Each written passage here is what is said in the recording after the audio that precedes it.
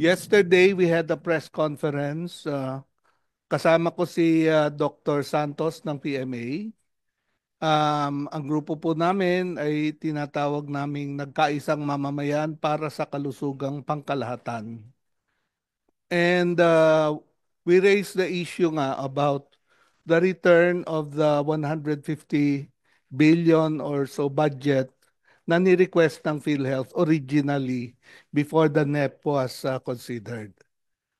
So may presentation ako. Can we show the slide? Ang concern po namin is maganda po na maraming packages na lumalabas. But even today, maraming mga benefit packages ng PhilHealth that are of public health importance na hindi nabibigyan ng pagtugon ng PhilHealth. They are packages that were approved long ago but continue to be unimplemented.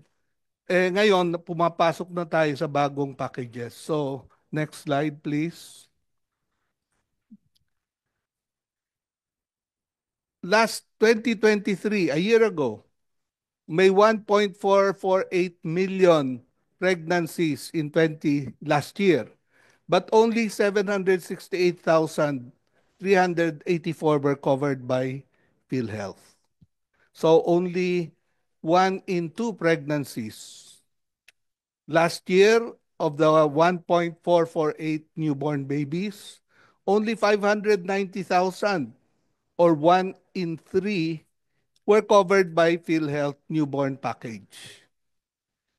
There are 1 million Filipinos with PTB, and it is a concern that DOH has raised, and I know PhilHealth has also approved the TB package now to 5,200.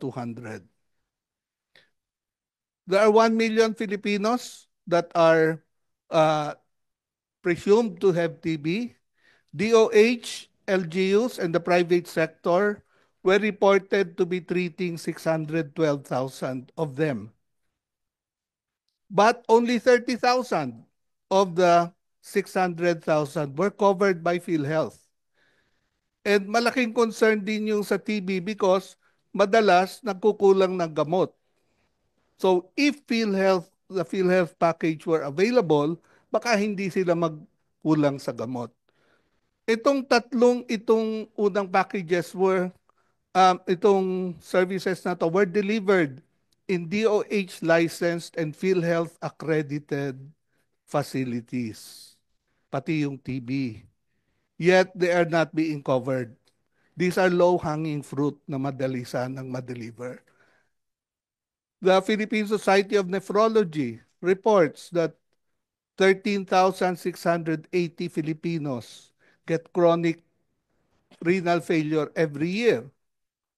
Yet, sa listahan ng PhilHealth, over the last so many years, only 23,000 ang estimate ko na nag-undergo ng dialysis. Ito po yung mga gaps ng existing packages. But there is also a gap, kanina pa pinag-uusapan, tungkol sa consulta package. Why is the consulta package so important? DOH itself is reporting that primary care in the Philippines is underfunded. Ito po yung consulta package. Among ASEAN countries, DOH reports, we are spending $6 for primary care per person, while in ASEAN, $20 ang ginagastos. DOH also reports that more than 50% of the population are living more than 30 minutes away from a primary care provider. Yet, yung consulta package, as the chair rightfully noted, is not being implemented fully. Actually, in 2023, only 858,000 availed of the consulta package from 114 million Filipinos. I hear na dumoble na this year. But that is still probably 1.8 million out of 114 million Filipinos. Next slide.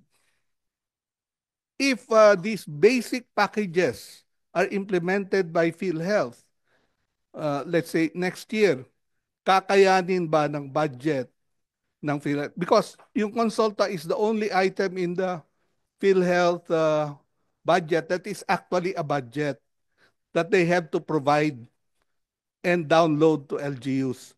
At 1,700 pesos per person per 114 million Filipinos, that is 193 billion pesos, of which the PhilHealth has only paid out in 23 roughly 400 million.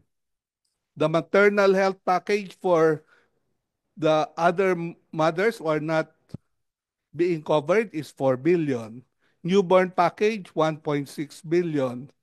The hemodialysis, that is an additional 13 billion for if we were to cover all those with chronic renal failure. Yung TB package, if you cover kahit na yung 600,000 lang na under treatment, that will be 4 billion. And of course, the top 9 medical diseases, because yung number 10 is COVID, na wala na ngayon. So another 8.8 billion yon. So PhilHealth would need to spend just to cover the basic packages. Hindi pa yung mga expanded, yung mga bago. If it were to do this, it would cost 348 billion pesos, Mr. Chair. So ibig sabihin, hindi ka sang-ayon na maliit yung walang budget ang PhilHealth. Yes, kasama po si Dr. Santos, si Attorney Matula ng Labor, Shelo Magno, former Undersecretary, and Dr. Tony Dance. We made the position clear yesterday. Gusto namin ibalik ang budget para... Ako mismo ayaw ko rin pong zero budget ang PhilHealth. Alam nyo yan. Pinaglalaban natin Yeah, ito. we May agree, kulang Mr. Chair. talaga. Kaya Yes. lang, kaya nga, dapat PhilHealth, pakinggan nyo naman po ang suggestion ng ating mga health advocates. Karamihan sa kanila dyan, mga doctors po. Mas alam nila itong trabaho tungkol sa medical. Yes, Mr. Chair. Actually, kung ganyan ang budget ng PhilHealth, ngayon na 150 billion, let's say, hindi po mako-cover doon yung consulta package kung i-roll out yan next year. So, ang epekto po nitong pag-zero is we will not have a consulta package, not in the near future. No? Next slide po. Taon-taon po ang ginagastos ng PhilHealth pataas nitong last lalo na nung 22 and 23, 129, 122 billion. Pero ito po yung sinasabi namin, kulang pa ho ito. Kung yung basic packages lang ang pag-uusapan, kung co-cover lang nila. So hindi ho marapat na bawasan ang i-zero ang budget na ang premium subsidy sa indirect members. Next slide. Ito po ang hindi namin alam yung final picture ng MAIP for 2025 pero nakikita po rito habang bumababa ang budget ng PhilHealth. This year it's only 40 billion. 50% reduction this year pa lang. Next year, zero na from the 50%. Pero ang tumataas po is MAIFIP. So next slide po. And yung syntax po, hindi po yung syntax, yung gray bar, saan po napupunta ngayon? Yan po yung naka-earmark for PhilHealth for under the UHC law. So saan ngayon napupunta yan? Next slide. Next slide po. Okay. Next. Yung epekto ng 40 billion na budget na premium subsidy ay makikita natin sa PhilHealth report, no? In 2023, may 25 million na indirect contributors. This year, as of June 2024, yung 25 million naging 15 million na lang. So I heard Secretary Erbosa say 16 million indirect contributors. But a year ago, they were 25. So I agree that all Filipinos should continue to get benefits and they will. However, ang problema po, they are no longer part of the database. Pag hindi ka kasama rito sa registered, I believe you are no longer part of the database. So you would have to re-register. But I think that's something PhilHealth should explain to the public. And next year, kung mag-zero ang premium subsidy, maybe that number will plummet also to almost zero na indirect. Because ganun na ang nangyari this year. Next slide. So ang panawagan po namin ay kung po pwede i-restore ang buong premium, hindi lang po yung 5,000. Kasi ang basic premium is 6,000. Kasi ang nangyari, 5,000 lang ang inallow ng DBM and 3,500 yata para sa indigents. For seniors yata 5,000. So sana maibalik ito sa 2025. And sana, Mr. Chair, maging automatic appropriation na to. The reason why we are saying this, Mr. Chair, is PhilHealth is a single payer. We have a single payer system for health financing sa Pilipinas. Meaning for all Filipinos, the first peso will be paid by PhilHealth. So the moment na ma-destabilize o magkaroon ng financial problems ang PhilHealth, yung first peso na yon will be in jeopardy. No? And with all these increasing costs, with all the new benefit packages, malaki po ang magiging problema in the future. Not now, but in the very near future. We also call on PhilHealth to ensure that the basic packages as required by public health concerns are provided. Maternal newborn care, TB dots, address chronic renal. Number one ang hemodialysis for CRF sa PhilHealth. They must address the numbers that are increasing every year. And we would really call for the rollout of the outpatient care package. Ang epekto po ng walang mahinang primary care package, DOH itself is reporting ang occupancy rate ng hospital nila is way above 100%. In Cebu, in Region 7, 190% ang occupancy. In Eastern Visayas, 180%. In Bicol, 184%. Sa DOH hospitals po to. That is the reason, because of our lack of primary care support, napupuno po yung mga ospital, lalo na yung mga ospital where you have malasakit, you have MAIP. That is where the patients are going. So without a good primary care package, that is a problem that will continue. And finally po, pagdating sa MAIFIP, we would also like to see that yung fund na to be managed by health facilities, not by politicians or in a way na talagang magagamit para sa nangangailangan pasyente. Sasagutin lang Maraming po salamat po, Mr. Salamat, Chair. Dr. Perez. Sasagutin po ng DOH yung about this call for action. Since sila po ang nag-handle ng MAIFIP, no? Malaki po ang budget ng MAIFIP. May tanong lang rin po ako sa inyo since sinuggest nila na dapat po health facilities ang mag-handle po nito. Mr. Chair, I would like to clarify, and for the information of everybody, the MAIFI program is not handled by politicians. It is handled by a specific office in the DOH, that is the Malasakit Program Office. Kami po yun. And then, automatic po, meron po ang mga DOH hospitals na 87 across all nations na meron po silang funding ng MAIFIP. Ang maganda lang po dito, if you are able to utilize it very efficiently, you can always ask from our office. So mali po yung connotation ng marami na it is handled by politicians. So kami po ang nag-handle nito. So lahat may access dito. Opo, at saka May we get from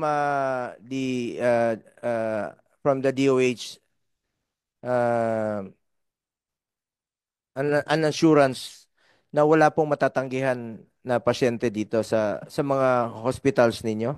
Opo, actually, Mr. Chair, we already put like standee na meron pong MAIFIP assistance anytime. Meron po kaming hotline. Kung kayo po ay biglang matanggihan o bigyan ng cut-off, you can always call us or email us. Ginawa po namin yan. And this is across 87 hospitals plus yung 4 po na specialty hospitals. So, and all malasakit center in Kindly check fairness. kasi may mga hospitals daw sa iba't ibang probinsya na wala na raw silang pondo at hindi na raw sila popondohan, di ba? Nasa mandated naman po ng Republic Act 11463 or Malasakit Centers Act na wala pong matanggihang pasyente at may access po sila sa 4 agencies. Opo. I can say only for the DOH, PCSO po, hindi ko po masabi. PhilHealth, definitely po, and DSWD. Because the JAW now that we are supposedly implementing, medyo may isang issue lang po yung isang agency. But rest assured, kahit wala po yung agency na yon, the MAIFIP assistance is continuous. As far as the DOH is concerned, wala pong matatanggihang pasyente sa inyo. Wala po. And even... Can we hear that from the Secretary of Health Assurance? Yes, Mr. Chair. Wala po tayong tinatanggihan sa mga humihingi ng tulong sa Malasakit Program Office na isang Kayo po ang namamahala. one-stop center. Opo. Batas po yan, mandated by law. Kayo ang namamahala ng programa na walang matatanggihang pasyente sa At ang inyong mga hospital. pondo po dyan, madami. Yung PhilHealth, MAIP, DSWD, at yung PCSO. So nag-issue na rin po kayo ng memorandum na uninterrupted service. So ba yan? Opo, dahil office hours ang karamihan nito, yung iba may hotline pag nangyaring kailangan mo ng additional funds on a weekend or a holiday. So hindi merong po totoo na walang pondo po para sa mga indigent patients ang DOH. Meron po, ano dun yung medical assistance, yung PhilHealth benefit nila. DSWD usually yung binibigay nila para sa pamasahe pag uuwi na or pagkain, yun yung support dun sa indigent patients. And then PCSO, meron din silang amounts that they give. Meron silang criteria for us. So ang assurance lang po, tuloy-tuloy po itong serbisyo. Yes, Mr. Chair, tuloy-tuloy po ang serbisyo sa lahat ng malasakit offices. Singit ko na lang, no? Since na-discuss na natin, nandito ang ating AGM po ng PCSO.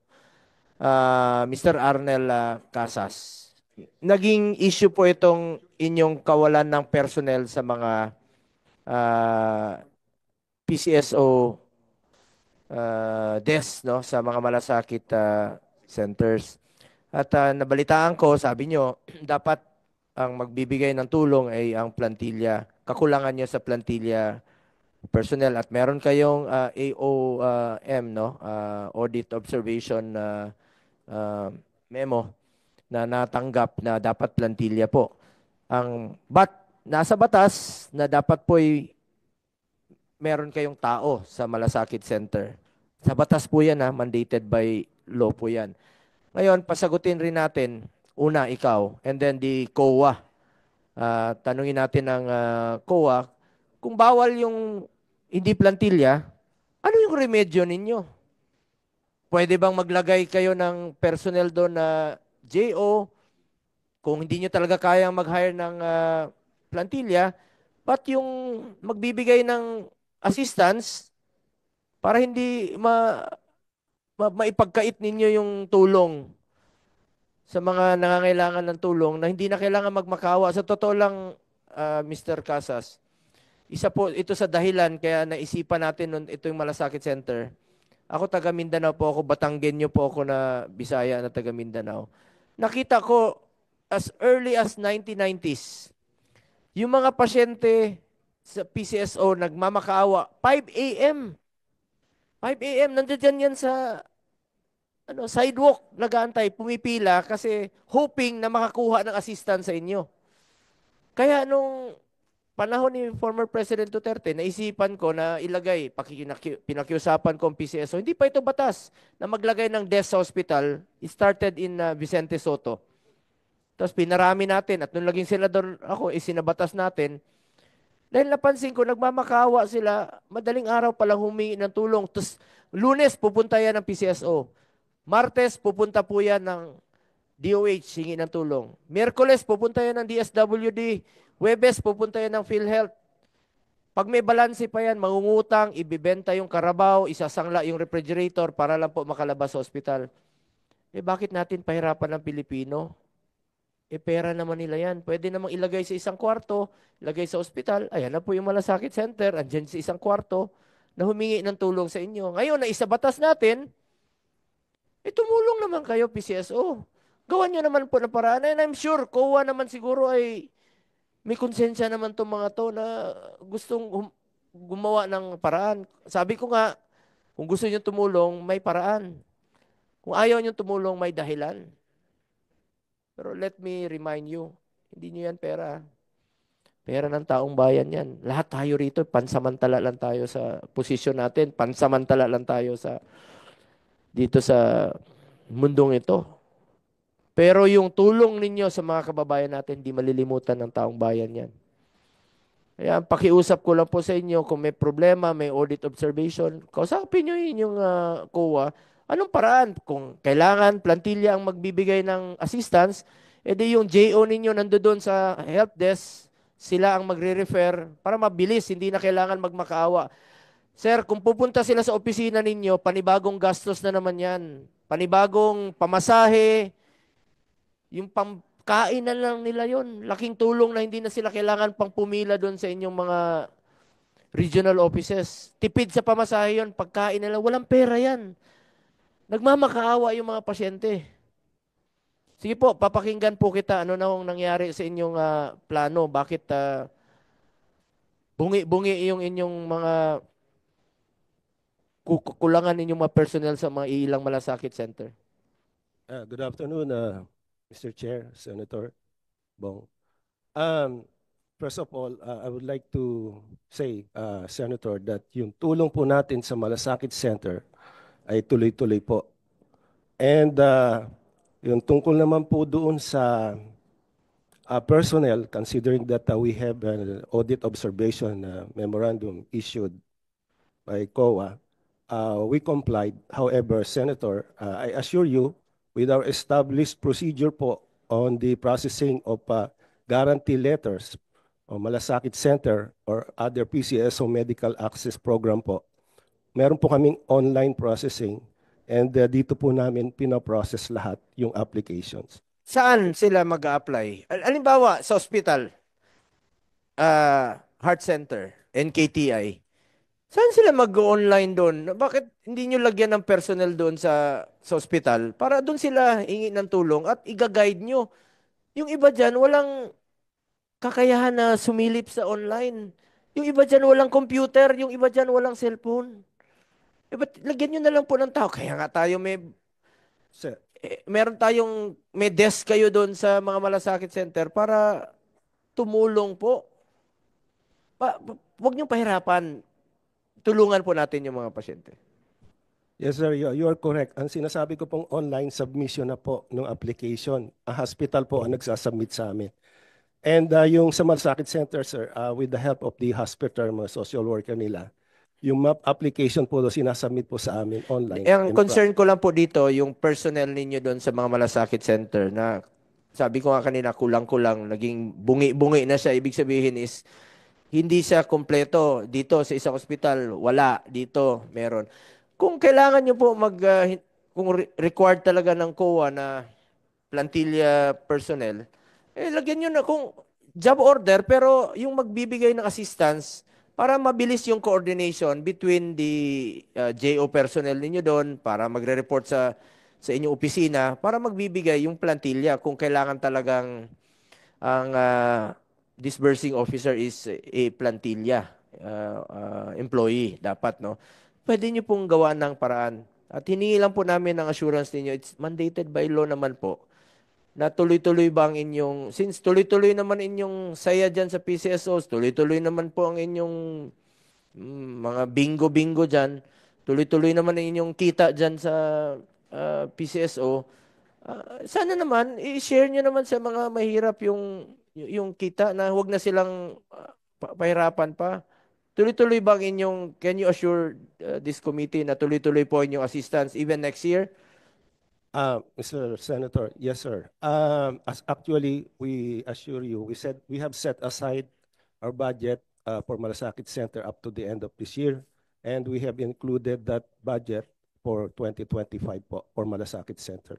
At yung tuloy-tuloy yung access nila, yung easy access po.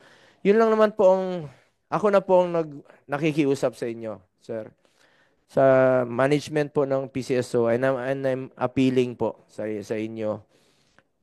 Sabi ko nga, tayo nasa gobyerno, ay mas maalala nila tayo kung ano yung nagawa natin para sa ating mga kababayang Pilipino. Yung performance po ng PCSO, someday it will reflect yung tulong ninyo, yung easy access ninyo sa kanila, lalong-lalo na po sa mga walang-wala, na walang ibang matakbuhan. Please lang po, make services easier for the poor and indigent patients. Yun lang po, kasi ngayon sa record natin, 40 out of 166 lang po ang merong PCSO. Buti na lang ang DSWD, naka 164 na raw sila ngayon.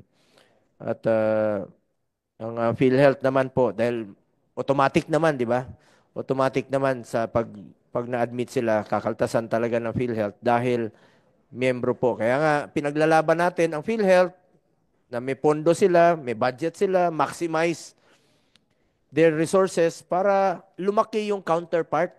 Ito na yung sinasabi ko. Halimbawa na lang po, sir, no? Ito yung classic example. Pag merong hospital billing, totoo ito, 87,000 billing. Kung binawasan ng PhilHealth, less than 10,000. Nakakuha sila 9,000. May balanse pa na 78,000. Pumunta sila ng PCSO, ng DSWD, binigyan ng 5,000. 74,000. Kaya pupunta sila sa DOH for MyIFIP. Bibigyan ng 20 mil. So, 58,000 pa yung balanse. Kung kayo, wala kayong tulong, yung 58,000 na hanapin niya, isasangla na yung refrigerator, yung Carabao. Pero kung meron kayong tulong, mas mababawasan pa yung bayad. At kung tinaasan ng PhilHealth ang kanilang counterpart, mas mababawasan yung out of pocket ng Pilipino. So napakahalaga po yung ambag-ambag ninyo. Hindi lang po ambag-ambag ninyo. Napakahalaga po dito yung konsensya ninyo. Para na lang po sa kapakanan ng ating mga kababayang Pilipino. Mr. Chair, bilang last word lang po. Para sa amin po, ang mahalaga po ay malaman kung kailan ma-roll out ang Consulta package. That will require 194 billion every year. No? Because it's an annual package. So ang pag-alis ng pondo sa PhilHealth ng subsidy for the indirect ay makakaapekta po rito. So pangalawa po na punto, ganun pa man na ayaw natin na mag-interfere ang mga politicians sa MAIP, ang katotohanan po, at alam po ito ng mga hospital director, nag-iikot po sa Kongreso at saka sa Senado ang mga pasyente para humingi ng guarantee letter. No? Kaya yan ang is a sinasabi reality ko, po. pag mataas ang budget ng PhilHealth at mataas yung benepisyo ng PhilHealth, hindi na yan pupunta at magmamakaawa ang mga pasyente dahil makukover na po ng PhilHealth. Yun po. Yeah, kung matagal nyo nang tinaasan yung benefit packages ninyo, tinaasan nyo yung case rates ninyo, malaki yung counterpart ninyo, mas mababawasan yung hanapan ng Yes. paraan ng mga pasyente, hindi na yan magmamakaawa sa mga iba't ibang opisina. O, sinasabi mo nga sa mga opisina ng politiko. Yes, Mr. Chair. Yun po. I don't know kung totoo po, sa heart center, marami pong pasyenteng nag-aantay ng GL. Hindi po sila Totoo po yan. nadi-discharge. Totoo yan. Kaya Pati dito sa amin. pumipila ho, nagkakaroon po ng inefficiency ang mga ospital dahil sa GL na hiniintay nila sa mga kung kani-kanino Kaya po. I agree with you, Dr. Perez, kasi kung tinaasan nga ng PhilHealth ang counterpart nila, participation nila, yung coverage nila, ay mas mababawasan yung hospital billing ng pasyente. Hindi lang sa heart center, sa lahat. I'm talking about all hospitals. Actually, Mr. Chair, if I may, ang intention natin sa Universal Healthcare Act, dapat po pag sinasagot, kung mas mataas nga, kaya yung sinasabi ni Senator Bongo, mas mataas, hindi na dapat ang pasyente pumupunta pa sa politiko. Hindi na dapat tatakbo sa isang ahensya. And that's the intent. Hopefully, yan talaga ang, kaya nga tayo nagkakahiring para malaman natin kung paano sa nagkulang para yun ang putirihin natin na marating na talagang pag hospital pa lamang dapat ang dimano doon pa lamang ay lahat ng yung problema at nandun na at mararamdaman ng pasyente ang nandun ang tulong ng ating gobyerno. Thank you, Mr. Chair.